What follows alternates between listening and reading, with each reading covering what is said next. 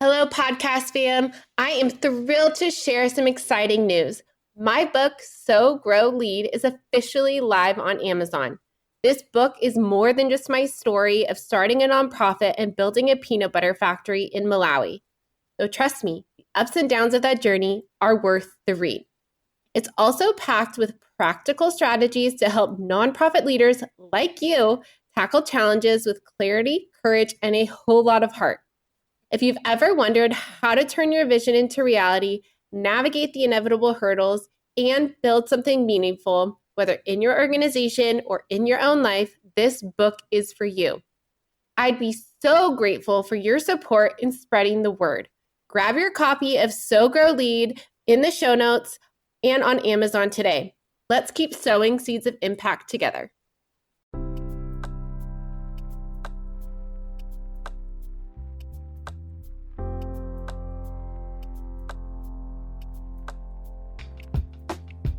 Welcome to the Lead with Heart podcast, which is dedicated to nonprofit leaders who are passionate about making a difference. I'm your host, Haley Cooper, and I'm thrilled to have you join us on a journey of growth, inspiration, and transformation. At Lead with Heart, we believe that leading with heart means embracing empathy, compassion, and authenticity in every aspect of our work. It's about putting people first, fostering genuine connections, and creating a positive impact that goes beyond numbers and metrics. In the nonprofit world, it can often feel like we're carrying the weight of the world on our shoulders. The challenges are immense and the road can be lonely. But here, you're not alone. This podcast is a community where we support each other, share our stories, and learn together. Each episode will dive into personal and professional development topics tailored specifically for nonprofit leaders. From innovative fundraising strategies and effective team management to self-care practices and leadership insights, we're here to provide you with practical strategies that you can apply to your life and work. My goal is to empower you, elevate your leadership, and engage your heart in all that you do. I want to help you navigate the unique challenges of the nonprofit sector with confidence and resilience, so you can continue to create meaningful change in the world. So whether you're driving to a meeting, taking a break, or winding down for the day, tune in and join us on this journey.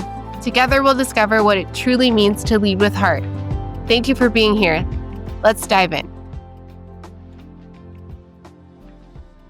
Hello, everyone. Welcome back to the Lead with Heart podcast. This is your host, Haley Cooper, and I am so honored to have Sara Garske on the podcast today. I have known you, I think, my whole career, and I am just so honored that I get to have this conversation with you. Sara is the principal and founder of Elwood Advisors, where she works with nonprofits, foundations, and individual philanthropists to create sustainable and impactful giving and fundraising strategies. With over 25 years of experience in the nonprofit sector, Sara is dedicated to helping her clients achieve results through strategic planning, effective grant making, and comprehensive impact reporting. During her 16 and a half years with First Foundation's philanthropic service team, she managed operations for 14 family foundations ranging in assets from $2 million to $110 million, collaborated with trusted advisors, and guided multi-generational families in their philanthropic efforts. I am so honored that you are here, Sara. Welcome to the podcast. Thank you so much for having me. So, like I said off screen, I think this will be my first time, and obviously for our listeners, to learn more about how you got into philanthropy and what led you to the work you're doing today. I think like most of us, we fell into the philanthropic world, but it was meant to be. When I was in college, originally I was interested in working for the status poll or doing statistics. I've always been passionate about high quality education. And during that time, my freshman year, I started out as a phone-a-thon caller and just quickly learned how important relationship building is, negotiation, and not only that, how philanthropy can move the needle in terms of having impact on individuals and in communities. And so I quickly became successful at that, and I was promoted to a student phone-a-thon manager my junior year.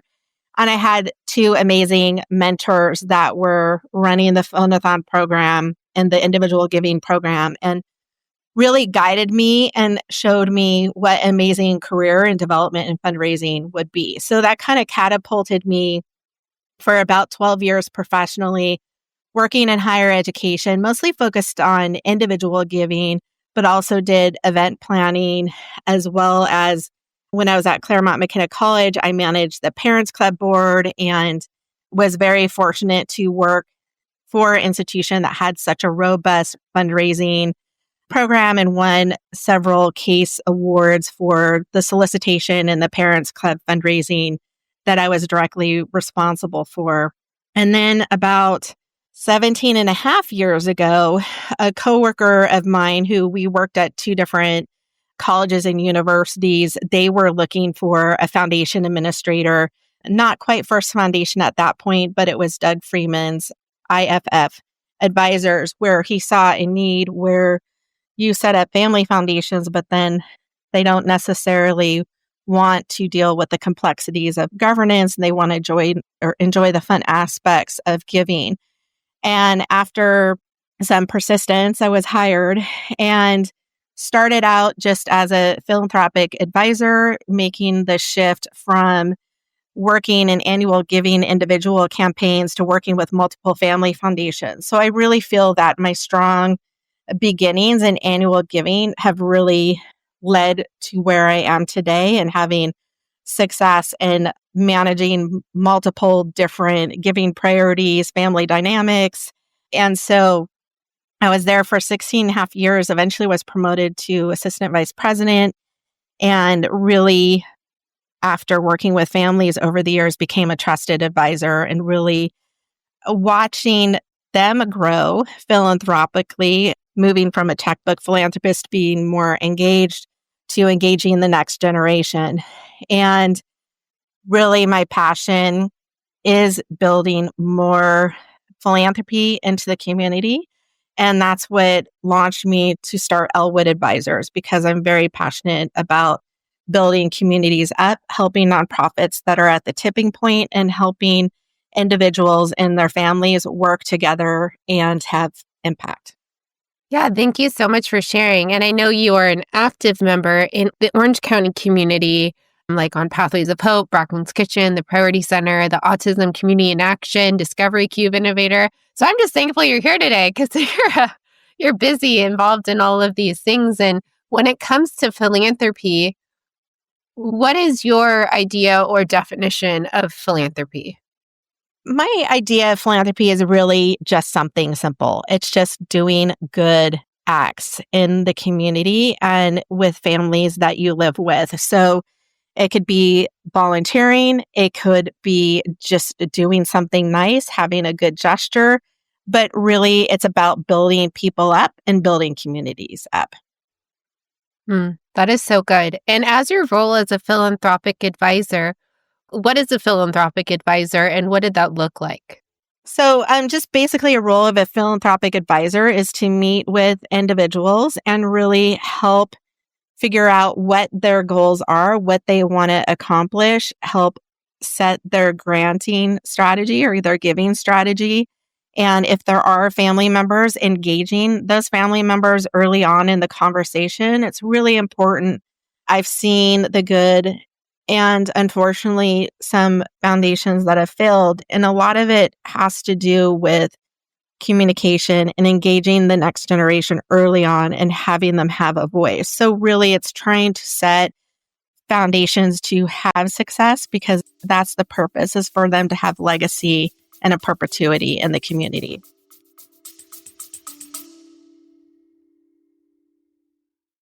Imagine a fundraising partner that not only helps you raise more money, but also supports you in retaining your donors. A partner that helps you raise funds both online and on location so you can grow your impact faster. That's DonorBox, a comprehensive suite of tools, services, and resources that give fundraisers just like you a custom solution to tackle your unique challenges, helping you achieve the growth and sustainability your organization needs, helping you help others. Visit donorbox.org to learn more. Yeah, that makes total sense. And you have helped many family foundations evolve over time in the way that they give. And many family foundations begin with checkbook style giving. So, what patterns have you seen helping them evolve into more strategic, collaborative approaches to philanthropy? Philanthropy really is a journey. And so, yes, in my experience, a lot have started out as checkbook philanthropists. So they'll respond to mail that they receive, or these are long-standing organizations that they have somehow been involved with. And the beauty of it is just watching them transform. So some of the strategies I did was something as simple as engaging them in site visits and really immersing myself into the community, and not only learning about the nonprofit organizations, but learning about the trends in those specific areas. So trends in foster youth, what is happening and where can funders have the most impact. So really, this has never been a career for me. It's a life passion. I really love getting involved and having relationships and having an understanding of where we can have the most impact in our communities. And so just kind of watching that evolution, it could be something as engaging them in site visits.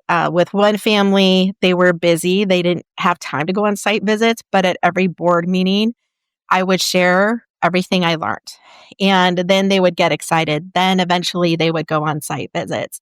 Or another example is a nonprofit wanted to honor the family foundation, and the patriarchs were not available to attend this event and represent the foundation. And so I suggested to them that they have their grandson attend and accept the award. And he was in high school at the time. And it was just such a beautiful experience. I videotaped him. I sent them photos, both to the grandparents and the parents. And that's really kind of where the ball starts rolling.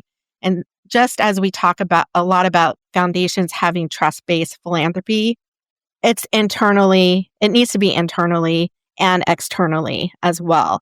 And so having faith and trust in your kids, your grandkids to carry this over. And a lot of that is training and getting them involved in philanthropy, whether it's volunteering at an organization. And we'll touch upon this later of specific different strategies, but just seeing that evolution is really rewarding. Yeah, I can imagine. And I'm sure that high schooler was so proud on behalf of his family to stand up there and receive that award. And you mentioned something about trust-based philanthropy. And I know that we've seen a shift in this, especially when it comes to like the Mackenzie Scotts of the world who have implemented less rigorous application processes to get funding to grassroots organizations. And so what does trust-based philanthropy look like within the foundations that you've worked with? It really is having trust in the nonprofits to carry out the work because they know what needs to be done. They're servicing disadvantage in the community and they know what the needs are. And so really for me, and again, this is my early roots in my career, is I've always been an advocate of general operating support. So that's how I started my career, was raising money for general operating support, areas of the greatest need. And because that has been ingrained in me, that's what I advise family foundations to do, is really have those conversations with the nonprofits and really have a keen understanding of where the needs are and where they could have the greatest impact. Sometimes when there are foundations that are very interested in funding programmatic support, and that's great. And a lot of them like that because they can see the immediate impact. But then it's going to the nonprofit and saying, okay, what is a program where either you're losing funding or you want to start a pilot, and then funding that area of which the nonprofit identified. Yeah, that makes total sense. And when we're talking about the nonprofit side, because I know that you have sat on both sides, and obviously as a fundraiser, I've worked on the fundraising side with building relationships and trust with family foundations. And for our listeners who are a lot of, CEOs and founders, how can nonprofits best build those relationships and exemplify that trust to family foundations? That's a great question. And I touched upon this at the AFP panel I served on, Perspectives of Philanthropy, a few years ago. But the more that nonprofits can engage the family. So not necessarily just the donors, but having activities where the family can either come and volunteer or attend some of the programming and lectures. That's really how they can build relationships with subsequent generations. And I've found this happen a lot where a wealthy individual or a foundation, they have a son or daughter and they're looking for an internship. And I've personally helped make those matches to the nonprofits of what that student was interested in. So one that I worked with was interested in environmental. And so I introduced them to the Ocean Institute. And really, you can gain a lot of experience working for a nonprofit. It doesn't necessarily have to be fundraising, but it could be marketing, communications, leadership skills, anything to kind of build the skill sets and have a different experience. Because my real passion is, as we're looking at the wealth transfer, the subsequent generations and family foundations, they need to be prepared for that. So how to best be prepared than that is to have an introduction to nonprofits and what nonprofits face, because you and I both know it's very challenging work. And there's always challenging times with nonprofits and different flows of revenue sources. So the more that you can build your individual base and look at people as individuals and families and create opportunities for those, the more successful you'll be in the long run. I totally agree with that. And when you think about it, even if you are filling out an application, there is a person on the other side receiving it that has a heart, that has passion, that has interest in what you are writing about. And it goes beyond just the paper, right? You really have to build that trust off the paper and show that your organization is capable of delivering what you set out to deliver. And you're talking about this next generation, and I love this idea of engaging them. What are some challenges or tensions you've seen between generations when it comes to philanthropic priorities, and how do you help navigate those dynamics?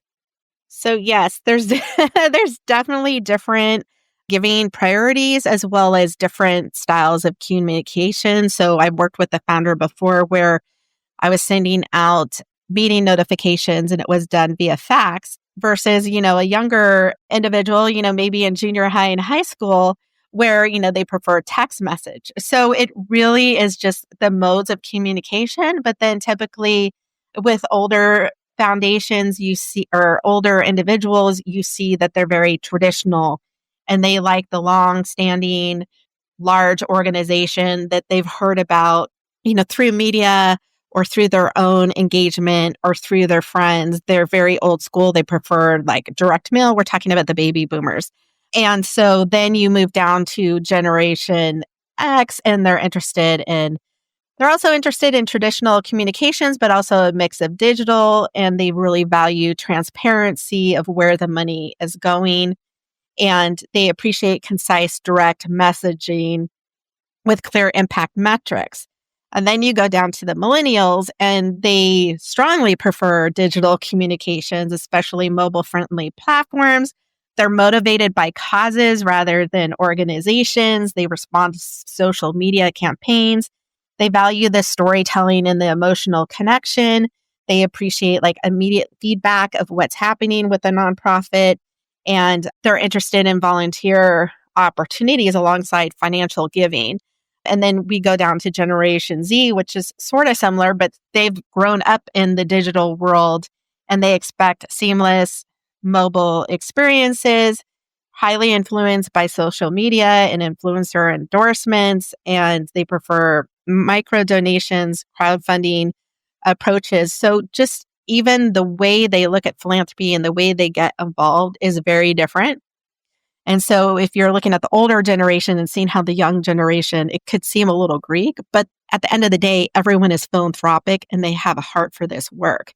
And so it's really navigating and empowering everyone in the foundation to start with the family values. And as a family, we stand for these core values and everyone has a voice. And what I've seen work is each director, so it could be a board director as well as a junior board member, and they all have their different budgets of grant distributions. But for an organization to be funded, usually we have two-step process, a letter of inquiry to a grant application. And during the letter of inquiry review, if there's somebody willing to be an advocate and learn more about the organization, then it will be approved to the grant application status. So I've seen that work with some families where they need to have an advocate to move on. And that enables that person to be the voice, to learn more about the nonprofit, either to have a phone call with a nonprofit and or do a site visit. But at that grant decision-making meeting, they're advocating. Everyone comes together and votes to approve or not approve. And then another effective mode is having discretionary grants for all directors, because sometimes family members are involved in organizations that are not necessarily aligned with the mission. But in order for them to want to be involved in the foundation, they should have a voice and donate to qualified charitable organizations that they have a passion for. And so you have a budget, you have communication styles, and then you have just giving everyone an opportunity to have a voice. And then I think family retreats, having cross-generational mentorships is really important, especially with the grandchildren and the grandparents.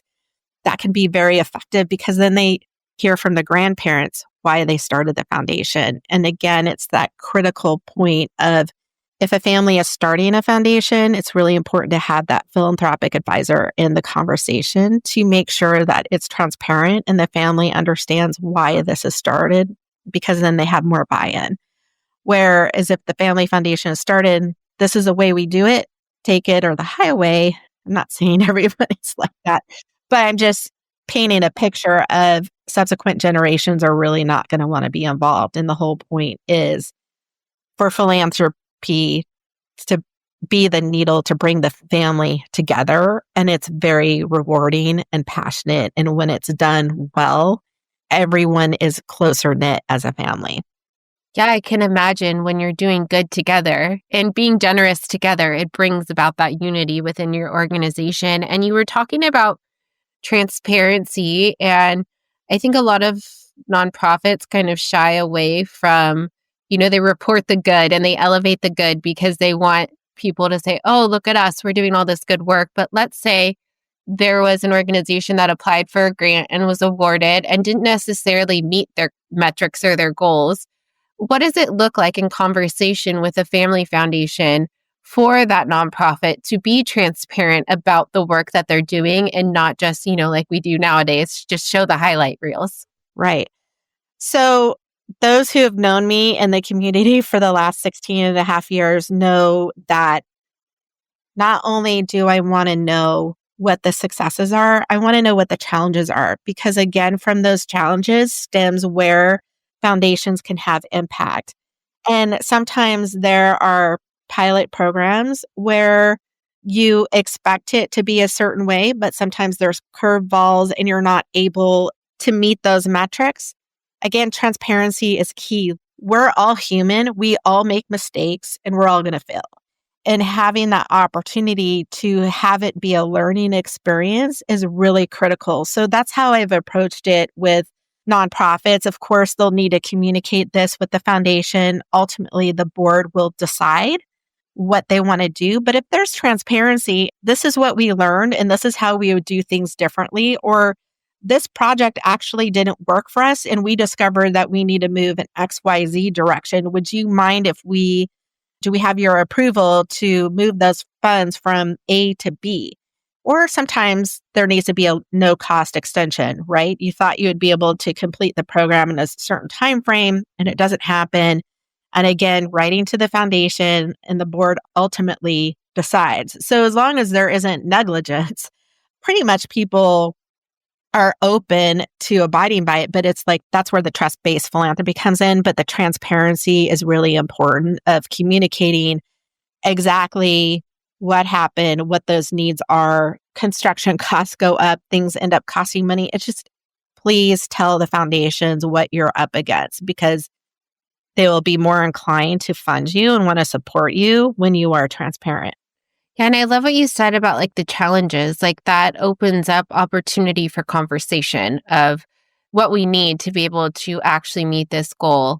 And it's not something to shy away from or be embarrassed about. It's something that challenges happen, right? And economics change and things change in the world. And we're especially in a hard time right now in the nonprofit sector with the government freezes and everything. And so maybe that is impacting the way that you're able to deliver your programs, and being able to communicate that effectively will actually invite conversation and more generosity into the mission. Exactly. So you talk a lot about, engaging and empowering the next generation in philanthropy. You mentioned volunteering, but what are some other ways that you have found effective in engaging the next generation?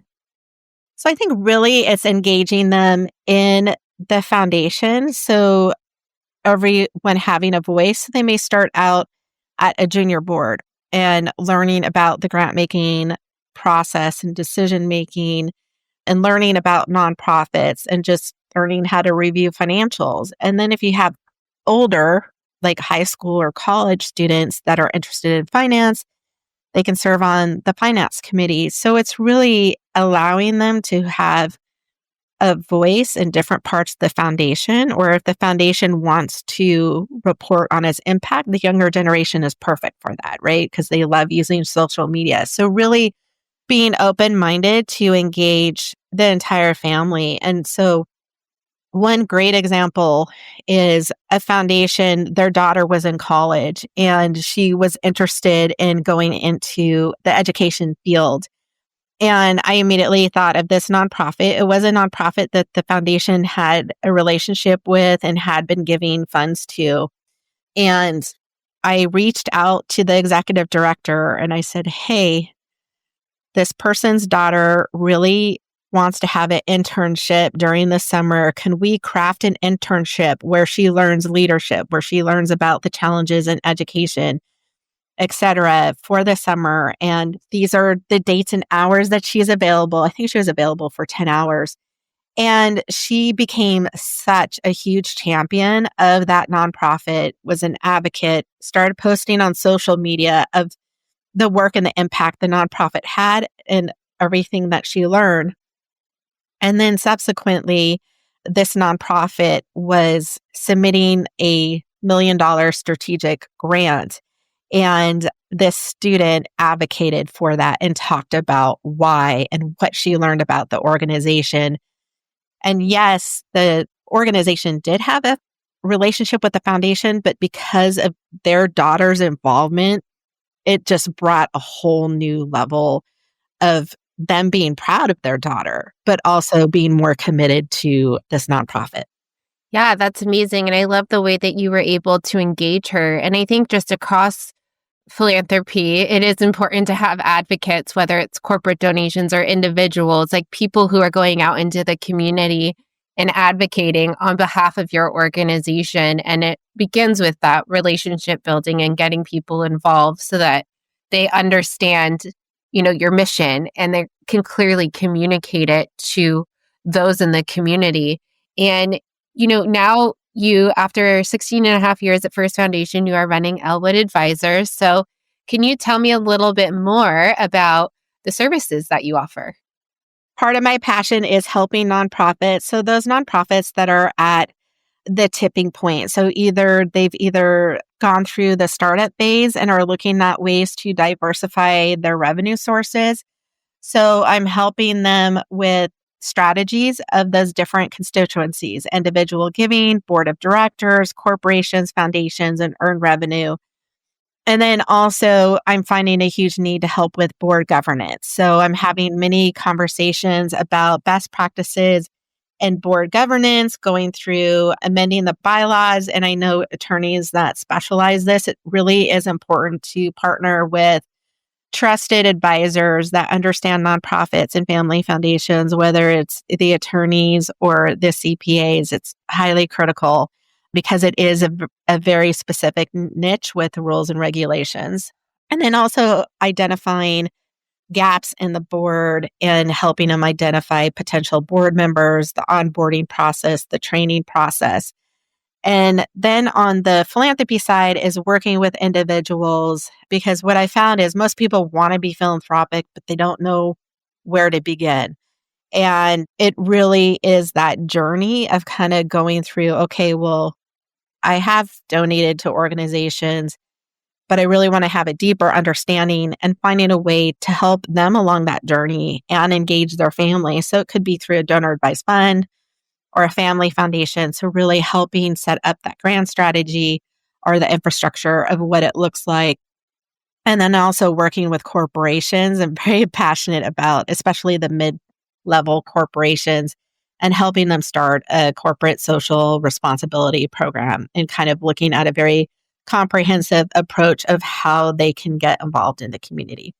Yeah, I had a friend, Jen Klein, who was on the podcast, and she also has her own podcast called You Are a Philanthropist. And she talks about how, when you think of a philanthropist, you think of someone who has high net worth wealth, right? But anyone could be a philanthropist. And there's multiple ways of giving. She has a book called Giving is Selfish, and she writes about 4 different ways of giving. And it doesn't just include monetary giving, but it really humanizes the fact that, yes, you can be more strategic about your giving, but at the end of the day, anyone can be generous. Absolutely. And I think about, my father or my grandfather. He was an entrepreneur in Boston, had his own insurance company, and he didn't have a formalized philanthropic structure, but he would see somebody on the street who was hungry and give them food, or they seemed to be cold and he would give them his jacket. And so his generosity was really through that. And what's enlightening is you see that now with the younger generation, right? They see somebody who's homeless and clearly they're hungry, so they'll get them food. Or we just even see just people being generous of, you're at the Starbucks line and your latte was paid for. I think there's many ways to be philanthropic. And at the end of the day, it's how you treat others, and you treat everyone with humility, humanity, and heart and compassion and empathy. I love that. If people want to learn more about the work that you do, where can they find you? They can go to my website. That's the easiest. It has all my contact information. It's just elwoodadvising.com. We will make sure to link to that in the show notes. Thank you, Sara, so much for having this conversation with me. Thank you for having me. If you have valued these stories or learned something from what you've heard, please share this podcast episode or follow me on LinkedIn. Thank you so much for your support, and together we can build a better community and world.